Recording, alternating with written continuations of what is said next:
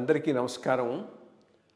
IYR talks మొదలుపెట్టి ఎఫెక్టివ్గా postings మొదలుపెట్టి ఒక సంవత్సర కాలం అయింది. ఈ సంవత్సర కాలంలో సబ్స్క్రైబర్స్ బేసు 3,000 నుంచి 33,000 దాకా పెరిగింది. ఐవైఆర్ టాక్స్ను ఆదరిస్తున్న మీ అందరికీ నా ధన్యవాదాలు. భవిష్యత్తులో కూడా ఇదే రకంగా ఐవైఆర్ టాక్స్ని మీరు ఆదరిస్తారని ఆశిస్తూ ఉన్నాను. Thank you. అందరికీ నమస్కారం. ఐవైఆర్ టాక్స్కు స్వాగతం. చాలా టైం తీసుకున్న సరైన టైంలో ప్రధాని నరేంద్ర మోడీ గారు మణిపూర్ విజిట్ చేశారు. సరే, మణిపూర్లో అల్లర్లు మొదలైనప్పటి నుంచి ఇండియాలో ఒక ఎకోసిస్టమ్ ఉన్నది. వీళ్ళకి ఇంకా పనేమీ లేదు. ఎక్కడ ఏ విషయంలో మోడీ తప్పు చేశాడా, చేసింది వక్రీకరించి మనం చూపెట్టగలమా అన్నట్టు ప్రవర్తిస్తూ ఉంటారు. ఈ జయరాం రమేష్, సరే కాంగ్రెస్ ప్రెసిడెంట్, మిగిలిన వాళ్ళు అందరూ మణిపూర్లో అంత అల్లర్లు జరుగుతూ ఉంటే మోడీ వెళ్ళలేదు అంటూ రాహుల్ గాంధీ వీళ్ళు వాళ్ళు అంతా పెద్ద గలభ చేస్తున్నారు. వెళ్ళటం అనేది ఒక ఎండ్ కాదు, ఒక ఎండ్ కోసం ప్రాసెస్ మోస్ట్ ఇంపార్టెంట్. ఎందుకు వెళ్ళాలి? వెళ్ళినప్పుడు దానికి కొంత కాంక్రీట్ రిజల్ట్స్ రావాలి. ఆ రోజు ఆల్మోస్ట్ ఆల్ 1.5 years నుంచి జరుగుతూ ఉన్నది. చాలా ఫ్లేర్ టెంపర్స్ ఉన్నాయి. వాటిని కూల్ చేయటం అంత ఈజీగా అయ్యేటటువంటి పని కాదు. ఆ టైంలో పోయినా ఆ విజిట్ వల్ల పాజిటివ్గా ఫర్దర్ డెవలప్మెంట్లు ఉండేటువంటి అవకాశం లేదు. అది గుర్తుపెట్టుకొని సరైన టైంలో ఇప్పుడు వెళ్ళాడు. కొంత దీన్ని మనం హిస్టారికల్గా కూడా పరిగణిస్తే, బ్రిటిష్ వాళ్ళు వెళ్ళిపోయేటప్పుడు దేశాన్ని విభజించినప్పుడు సరే హిందూ మెజారిటీ ఉన్న ప్రాంతాన్నంతా భారతదేశము, ముస్లిం మెజారిటీ ఉన్న ప్రాంతాన్నంతా పాకిస్తాన్ కింద విభజించేశారు. నార్త్ ఈస్ట్లో ఇవి కొన్ని ఏరియాస్ మిగిలిపోయినాయి. అఫ్కోర్స్ మణిపూర్లో ప్రాబ్లమే లేదు, అది హిందూ ఏరియా. కానీ hilly tracks of north east వాటికి ఒక డిస్టింక్ట్ ఐడెంటిటీ ఉంది. ఐడెంటిటీ ఎందుకు ఉంది? అక్కడికి హిందూయిజము చేరలేదు, ఇస్లాము చేరలేదు. అక్కడ ఉన్నదంతా ప్యాగన్ కల్చర్. ఒక రకంగా హిందూయిజానికి దగ్గర, ఎందుకంటే హిందూయిజం ప్యాగన్ కల్చర్ నుంచి ఇవాల్వ్ అయింది కాబట్టి అక్కడ ఉన్నది కూడా ప్యాగన్ కల్చరు హిందూ రిలీజన్ కొంత దగ్గరగానే భావించవచ్చు. ఆ రకమైన పద్ధతి ఉంది. బట్ డైరెక్ట్ కాంటాక్ట్ హిందూయిజంతో ఏ రోజు ఆ ఏరియా రాలేదు. ఇదొక పాయింట్. అటువంటి ఈ ట్రైబల్ ఏరియాస్లో బ్రిటిష్ ఇండియా ఏర్పడిన తర్వాత మొట్టమొదటిసారిగా క్రైస్తవ మిషనరీసు ప్రవేశించి పెద్ద ఎత్తున ప్రచారం చేశారు. మొత్తం అక్కడుండే ట్రైబల్ బెల్ట్ అంతా క్రైస్తవ మతాన్ని పుచ్చుకునేది, ఏమి తప్పులేదు. సో ఈ ఏరియాను కూడా భారతదేశంలో కలిపేశారు. బికాస్ దానంతటా అది ఒక ప్రత్యేకమైనటువంటి దేశంగా ఉండేటటువంటి అవకాశం లేదు అనేది బ్రిటిష్ వాడు ఆ రోజే గ్రహించాడు. రెండోది, అందరికీ మతం ఒకటే అయినా కానీ ఈ తెగల్లో కూడా చాలా డిఫరెన్సెస్ ఉన్నాయి. వాళ్లకు పడని పరిస్థితులు ఉన్నాయి. ఒకవేళ అట్లాగే వదిలేసినా నార్త్ ఈస్ట్ బాయిల్ అవుతూనే ఉండేది ఆ నార్త్ ఈస్ట్లో ఈ హిల్లీ ట్రాక్. సో ఇది గమనించిన బ్రిటిష్ వాడు దీనిని మేబీ వాళ్ళు అనుకోని ఉంటారు, ఇది ఈ ఇండియా సెక్యులర్ గవర్నమెంట్కు కమిట్ అయి ఉన్నది, బ్రాడర్ యాక్సెప్టెన్స్కి ఒప్పుకుంటుంది. వేరే అక్కడ జిన్నా గారి కింద అది ఇస్లామిక్ రిపబ్లిక్ కింద వాళ్ళు డిక్లేర్ చేసుకున్నారు. సో అక్కడ బదులు ఇది బెటర్ ప్లేస్ అనుకొని అటు బెంగాల్ సైడ్ కలపకుండా, అంటే ఈస్ట్ బెంగాల్ సైడ్ కలపకుండా బంగ్లాదేశ్ అప్పుడున్న ఈస్ట్ పాకిస్తాన్లో ఇండియాతో దీన్ని కలిపేశారు. ఇన్ఫ్యాక్ట్ దీని గురించి ఒక లెటర్ కూడా సర్దార్ పటేల్ నెహ్రూ గారికి రాయటం జరిగింది దీన్ని మెన్షన్ చేస్తూ.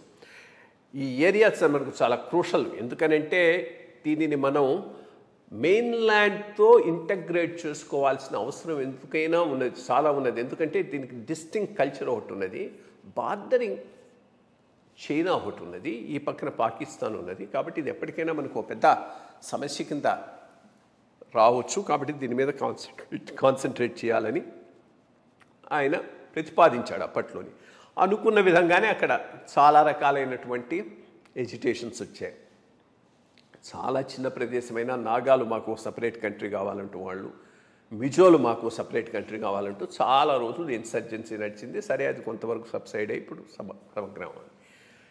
ఇప్పుడు వచ్చిన కొత్త ప్రాబ్లం ఏంటంటే ప్లేన్ ఏరియాలో ఉన్నటువంటి హిందువులు, ట్రైబల్ ఏరియాలో ఉన్నటువంటి ట్రైబ్స్. ఇది హిందూ క్రిస్టియన్ అనే దానికన్నా ప్లేన్ ఏరియాలో ఉన్నటువంటి మణిపూర్ పీపుల్, మైథీసు, దానికి అడ్జాయినింగ్గా ఉన్న హిల్ ఏరియాలో ఉన్నటువంటి కుకీ, జియో, ఈ ఈ ఈ ఈ ట్రైబ్స్, వీళ్ళ మధ్య ఘర్షణలు మొదలైనవి. దీనికి చాలా హిస్టరీ ఉన్నది. ఇది అంత సులభంగా ఏదో దీన్ని ఒక ప్రైమ్ మినిస్టర్ అట్లా పోతే సమస్య పరిష్కారం అవుతుంది అనుకోవటం చాలా అమాయకత్వం. అక్కడ కల్చర్స్ డిఫరెన్స్ ఉన్నది. ట్రైబల్ ప్లేన్ ఏరియా డిఫరెన్సెస్ ఉన్నాయి, లాంగ్వేజ్ డిఫరెన్స్ ఉన్నాయి, ఇన్ని డిఫరెన్సెస్ ఉన్నాయి. దానికి ఏదో మిస్ట్రస్ట్ ఒకటి డెవలప్ అయింది, వాళ్ళకు వీళ్ళకు మధ్య మిస్ట్రస్ట్. ఈ రెండు కలిపి ఒకే రాష్ట్రంలో ఉన్నాయి. అంతకుముందు నాగాసు, జియోసు మధ్య కూడా ఒక పెద్ద కాన్ఫ్లిక్ట్ నడిచింది. అది ఇంటర్ ట్రైబల్ రైవల్రీ, అదొకటి కూడా అక్కడ చాలా ఇంపార్టెంట్గా నడిచింది. ఇప్పుడు ఇది ఏ లెవెల్కి వెళ్ళిందంటే ఒకళ్ళ మధ్య ఒకళ్ళకు వైషమ్యాలు అసలు ఏమాత్రం పచ్చగడ్డేస్తే భగ్గుమంటుందంటారే ఆ స్థాయిలో జరుగుతున్నది. అటువంటి పరిస్థితిలో ఈ టెంపర్స్ను కామ్ డౌన్ చేయటం అనేటువంటి చాలా చాలా టైం పట్టేటటువంటి విషయం. చాలా దార్శనికతతో కూడిన నాయకుడు ఉంటే కానీ అవి అంత త్వరగా కామ్ డౌన్ అయ్యేటటువంటి అవకాశాలు లేవు.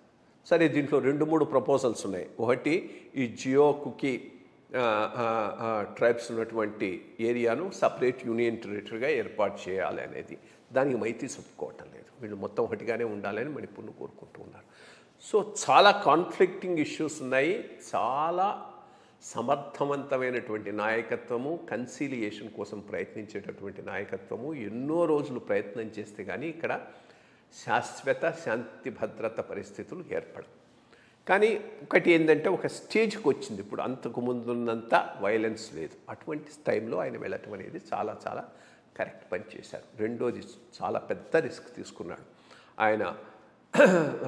ఆడ ఇంఫాల్లో దిగంగానే, ఇంఫాల్లో దిగిన తర్వాత ఆ ఏరియా హెలికాప్టర్లోకి పోవాల్సింది. చెంచదురనో ఉన్నది. వాతావరణం బాగలేదు, విపరీతమైన వాన ఇది ఉంది.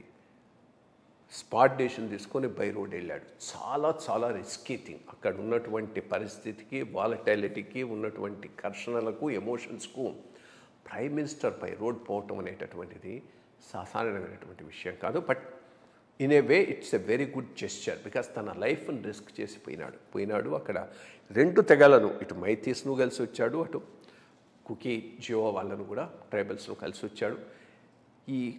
దీని మీద లోకల్ గవర్నమెంట్ బిల్డప్ చేయాలి. మోర్ ఇంపార్టెంట్లీ ఇప్పుడు ప్రెసిడెంట్స్ రోల్ ఉన్నది. త్వరగా ఒక పాపులర్ గవర్నమెంట్ వచ్చి ఈ ట్రైబల్స్ కూడా దాంట్లో పార్టిసిపేట్ చేసేటటువంటి, పార్టిసిపేట్లీ లీడర్స్ ఉండేటటువంటి విధంగా కనుక రూపొందించగలిగితే కొన్నాళ్ళల్లో శాంతి భద్రతలు వచ్చే అవకాశం ఉంది. ఫర్ ఎగ్జాంపుల్ మనకు పంజాబే తీసుకోవచ్చు. పంజాబ్లో ప్రతివాడు ఇది గాన్ కేస్ అనుకున్నారు, ఇంకా ఇది మన చేయి దాటిపోయింది అనుకున్నారు. అటువంటి టైంలో పివి నరసింహారావు గారు ఎలక్షన్స్ కండక్ట్ చేయటం, ఎలక్షన్స్కు టర్నౌట్ చాలా మినిమంగా ఉంది, 20% 25%. అయినప్పటికీ కండక్ట్ చేసి ఒక పాపులర్ గవర్నమెంట్ అక్కడ పెట్టి అభియాన్ సింగ్ను పెట్టారు. సరే, అభియాన్ సింగ్ నా పైన వీళ్ళు టెర్రరిస్ట్ కాల్ చేసిన ఈ లోపల ఒక పాపులర్ గవర్నమెంటు, పీపుల్ను రిప్రజెంట్ చేసే గవర్నమెంట్ అక్కడ డెమోక్రసీని రెస్టోర్ చేసింది. ఆ పైన దాని మీద బిల్డప్ చేసుకున్నాం. అట్లా పంజాబ్లో మనం బ్యాడ్ సిచ్యువేషన్ నుంచి గుడ్ సిచ్యువేషన్కు రావడం జరిగింది. ఆ రకమైనటువంటి లాంగ్ టర్మ్ వ్యూ పాయింట్తో పనిచేసేటటువంటి ఒక దార్శనికమైన చీఫ్ మినిస్టర్ చూడాల్సినటువంటి అవసరం ఉన్నది అక్కడ. అంతకుముందున్న chief minister, Meitei chief minister, కొంతవరకు ఈ ప్రాబ్లమ్స్ కూడా అతనే కారణం అంటున్నారు. ఎందుకంటే ఆ షార్ప్ ఎమోషన్స్ను ఇంకా ఎక్కువ ఫ్లేరప్ చేసే విధంగా ఆయన ప్రవర్తించాడు. అటువంటి వాడు కాకుండా కన్సిలియేషన్కు చూసుకునేవాడు, అందరి ఇంట్రెస్ట్ను దృష్టిలో పెట్టుకొని రికన్సిలియేషన్ మోడ్లో తీసుకుపోగలిగేవాడిని కనుక చీఫ్ మినిస్టర్గా కనుక తీసుకొచ్చి పాపులర్ గవర్నమెంట్ను మళ్ళా పునరుద్ధరించగలిగితే ఇక్కడ శాంతి భద్రతలు నెలకొనేటువంటి అవకాశాలు బెటర్గా ఉంటాయి. Thank you. ఎంత